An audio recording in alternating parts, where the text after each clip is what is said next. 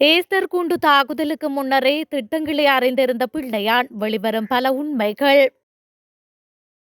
தோல்வியடைந்த தாஜ் சமுத்ரா மீதான முதல் இலக்கு ஈஸ்டர் தாக்குதல் தொடர்பில் வெளிவரும் பல மர்மங்கள். முன்னாள் ஜனாதிபதி மஹிந்தவின் பரிதாப நிலை. பழிவாங்கும் நோக்குடன் செயற்படும் அனுர் அரசு. சிஐடியிலிருந்து வெளியில் வந்த விமலின் குற்றச்சாட்டு. பிள்ளையானுக்கு அடுத்த சிக்கல். ஆசாத் மௌலானாவை அழைத்து வர தயாராகும் அனுர் அரசாங்கம். செம்மணி குறித்து வாய் திறக்காத அனுர் அரசு. கொந்தளித்த சுமந்திரன். தமிழர் பிரதேசத்தில் விடுதலை புலிகளின் ஆயுதங்களை தேடி அகழ்வு பணி. தாஜுதீன் படுகொலைக்கு காரணமான சர்ச்சைக்குரிய கருத்து சபையில் பகிரங்கப்படுத்திய முக்கிய எம்பி.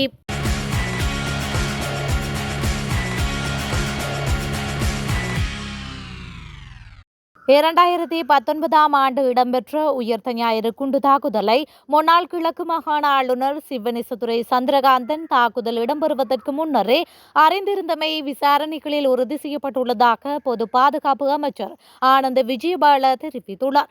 நாடாளுமன்றத்தின் இன்றைய அமர்வின் போதே அவர் மேற்கண்டவாறு குறிப்பிட்டுள்ளார்.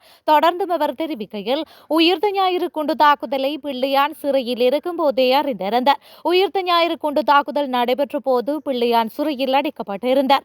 எனினும் உயிர்த்த ஞாயிறு தாக்குதல்கள் தொடர்பான தகவல்கள் மற்றும் திட்டங்களை அவர் முன்னரே அறிந்திருந்தார் என்று புலனாய்வாளர்கள் கண்டுபிடித்துள்ளனர் என குறிப்பிட்டுள்ளார். மேலும் உயிர்த்த ஞாயிறு தாக்குதல் சம்பவம் தொடர்பில் பல கருத்துக்களை வெளிப்படுத்திய பிள்ளையான் நெருங்கிய சகாவான ஆசாத் மௌலானாவை நாட்டிற்கு அழைத்து வந்து விசாரிக்க அரசாங்கம் நடவடிக்கை மேற்கொள்ளப்பட்டு வருகின்றது. ஆசாத் மௌலானாவின் வெளிப்பாடுகளை விசாரிக்க நல்லாட்சி அரசாங்கத்தினால் அப்போதைய பிரதமர் ரணில் விக்ரமசிங்கவால் குழு ஒன்று நியமிக்கப்பட்டது.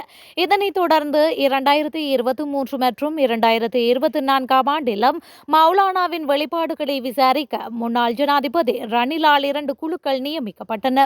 இந்த குழுக்களை கத்தோலிக்க சபை முற்றுமுழுதாக ஏற்றுக்கொள்ளவில்லை. அதன் அறிக்கை முழுமையாக நிராகரிக்கப்பட்டது. ஆனால் தற்பொழுது எமது அரசாங்கத்தில் இந்த விசாரணை முன்னேற்றம் கண்டுள்ளது. இந்த நிலையில் விசாரணையை மேற்கொள்ள பல தடைகள் காணப்படுகின்றன. அதனை சபையில் வெளிப்படுத்த விரும்பவில்லை. மேலும் எதிர்கால விசாரணையில் தடைகள் ஏற்படும் என்ற நிலையில் இதனை பாதுகாக்க வேண்டிய தேவை உள்ளது என அவர் மேலும் குறிப்பிட்டுள்ளார். கொள்கலன்களை விடுவித்தவர்களிடம் விசாரணை நடாத்தாமல் அது தொடர்பில் கருத்து தெரிவித்தவரிடம் விசாரணை நடாத்துவது பழிவாங்கும் நோக்கத்திலாகும் என்று விமல் வீரவன்ச தெரிவித்துள்ளார். குற்றப்புலனாய்வு திணைக்களத்தில் முன்னிலையான பின்னர் செய்தியாளர்களிடம் கருத்து தெரிவிக்கும் போதே அவர் இவ்வாறு குறிப்பிட்டுள்ளார். சோதனைக்குட்படுத்தப்படாமல் சுங்க பிரிவினர் விடுவித்ததாக கூறப்படும் சர்ச்சைக்குரிய 223 கொள்கலன்கள் தொடர்பில் ஊடகவியலாளர் மாநாட்டில் தான் தெரிவித்த கருத்து தொடர்பில் விசாரிப்பதற்காக குற்றப்புலனாய்வு திணைக்களத்திற்கு அழைக்கப்பட்டுள்ளார். இந்த அரசாங்கம் பழிவாங்குவதை தவிர வேறு எதையும் செய்கின்றது. இந்த அரசு பொய் சொல்வதையே வழக்கமாக கொண்டுள்ளது.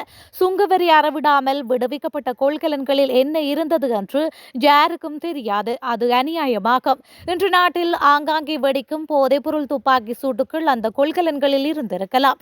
அரசுக்கு பொருளாதார பிரச்சினை தொடர்பில் துளியளவும் அக்கறை கொள்ளாமல் இவ்வாறு தேவையில்லாத செயற்பாடுகளில் ஈடுபடுகின்றது என அவர் மேலும் குறிப்பிட்டுள்ளார். ஈஸ்டர் ஞாயிறு தற்கொலை தாக்குதல் தொடர்பாக முக்கிய தகவல் ஒன்று இன்று நாடாளுமன்றத்தில் வெளியானது.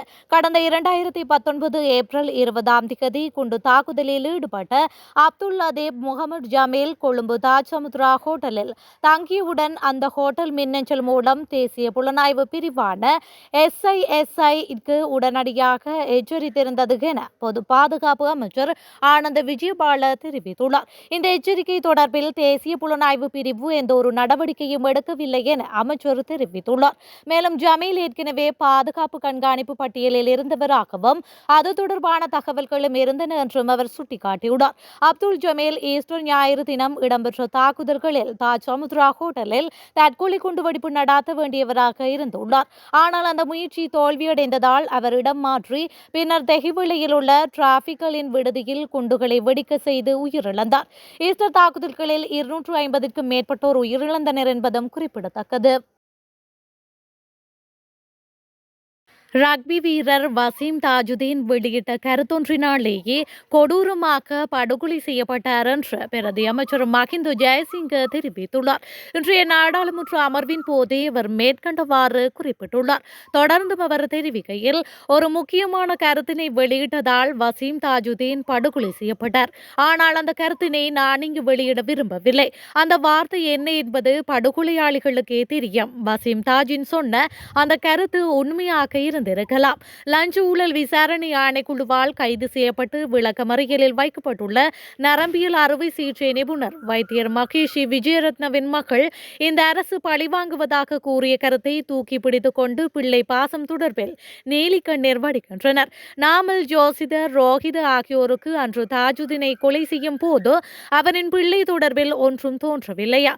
இன்று பிள்ளை பாசம் தொடர்பில் கதைப்பதற்கு இவர்கள் எல்லாம் வெட்கப்பட வேண்டும் என அவர் மேலும் தெரிவித்துள்ளார். செம்மணி புதைக்குழி குறித்து தேசிய மக்கள் சக்தியிடம் தற்பொழுது வரை மௌனம் நிலவுவதாக முன்னாள் நாடாளுமன்ற உறுப்பினர் எம். சுமந்திரன் குற்றம் சுமத்தியுள்ளார். குறித்த விடயத்தை அவர் தனது உத்தியோகபூர்வ எக்ஸ் தளத்தில் பதிவொன்றை வெளியிட்டு குறிப்பிட்டுள்ளார். இது தொடர்பில் மேலும் தெரிவித்த அவர், தேசிய மக்கள் சக்தி வழங்கிய வாக்குறுதிகள் தீவிரமானவை. உண்மை, நீதி மற்றும் நல்லிணக்கத்தால் அதன் வெற்றி சிங்கள மக்களுக்கும் தெற்கு அரசியலுக்கும் மட்டுமல்ல, தமிழர்கள் பெரும்பான்மையாக வாழும் வடக்கு மற்றும் கிழக்கிலும் வரலாற்று சிறப்புமிக்கதாக இருந்தது. இந்த நிலையில் பதவியேற்று 8 மாதங்களாகியும் செம்மணி மீதான மௌனம் காதை கெடுக்கின்றது என்று அவர் மேலும் தெரிவித்துள்ளார். முல்லைத்தீவில் விடுதலை புலிகளின் ஆயுதங்கள் தேடி அகழ்வு பணி நடவடிக்கைகள் முன்னெடுக்கப்பட்டுள்ளது. குறித்த நடவடிக்கை புதுக்குடியிருப்பு மந்துவில் பகுதியில் இன்றைய தினம் முன்னெடுக்கப்பட்டுள்ளது.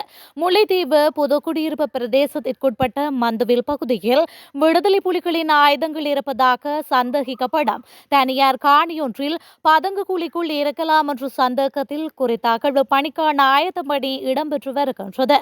புதுக்குடியிருப்பு காவல் நிலைய பொறுப்பதிகாரி எம்பிஆர் ஹெரத் தலைமையிலான காவல்துறையினர் நீதிமன்றில் வழக்கு தாக்கல் செய்திருந்தனர். இதற்கமைய புதுக்குடியிருப்பு காவல்துறையினர், கிளிநொச்சி குண்டு செயலிழக்கும் பிரிவினர், விசேட அதிரடிப்படையினர் மற்றும் தடயவியல் காவல்துறையினர் இணைந்து குழியினுள் இருக்கும் நீரினை அகற்றும் பணி இடம்பெற்று வருவதுடன் புதுக்குடியிருப்பு பிரதேச சபை ஜேசிபி இயந்திரமும் வரவழைக்கப்பட்டுள்ளது. சம்பவ இடத்தினை முல்லைத்தீவு நீதவான் பார்வையிட்டதன் பின்னரே அகழ்வு பணிகள் ஆரம்பிக்கப்பட உள்ளதாக தெரிவிக்கப்பட்டுள்ளது. இந்த நிலையில் காவல்துறையினர் பாதுகாப்பு கடமையில் ஈடுபட்டுள்ளமையும் குறிப்பிடத்தக்கது. முன்னாள் ஜனாதிபதி மஹிந்த ராஜபக்ஷ தனது பயணங்களை மட்டுப்படுத்தியுள்ளதாக தகவல் வெளியாகியுள்ளது. மஹிந்த ராஜபக்ஷவின் பாதுகாப்பிற்காக சுமார் 108 மெய்காப்பாளர்கள் இருந்தனர். எனினும் அனுர அரசாங்கத்தின் கீழ் மெய்காப்பாளர்களின் எண்ணிக்கை 60ஆக குறைக்கப்பட்டது. தற்பொழுது அந்த எண்ணிக்கையில் மேலும் 7 பேர் குறைக்கப்பட்டுள்ளனர். அவரது சாரதிகளாக 9 பேர் பணியாற்றிய நிலையில் 7 பேர் குறைக்கப்பட்டு 2 பேர் மட்டுமே பணியில் ஈடுபட்டுள்ளனர். இவ்வாறான நிலையில் இனிமேல் நீண்ட பயணங்கள் மேற்கொள்வது கடினமாகிவிடும் என ஊழியர்கள் தெரிவித்துள்ளனர். 2 பகுதிகளாக பிரித்து வேலை வாங்கினாலும் ஒரே நேரத்தில் ஒரு சாரதியை மட்டுமே பயன்படுத்த முடியும் என குறிப்பிட்டுள்ளனர். இந்த நிலையில் தனது பயணங்களை மட்டுப்படுத்திய மஹிந்த ராஜபக்ஷ வீட்டில் ஓய்வாக இருப்பதாக தெரிவிக்கப்படுகின்றது. அத்துடன் அவர் டயரி மற்றும் கடந்த கால அரசியல் வாழ்க்கை செயற்பாடுகளை எழுதி வருகின்றார் என தகவல்கள் வெளியாகியுள்ளமையும் குறிப்பிடத்தக்கது.